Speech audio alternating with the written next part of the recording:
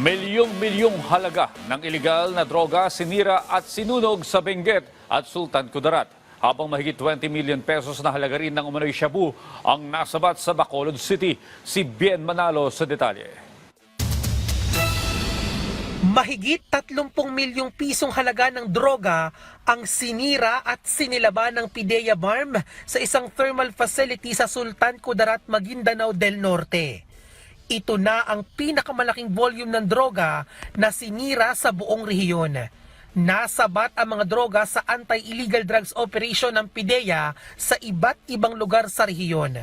Nasa kote sa ikinasang drug bypass operation ng Bacolod City Police Station Drug Enforcement Unit ang mahigit 3 kilo ng hinihinalang shabu na nagkakahalaga ng mahigit 20.5 million pesos sa Barangay Singkang Airport, Bacolod City. Naaresto sa operasyon si alias Tata na isang high-value target drug personality.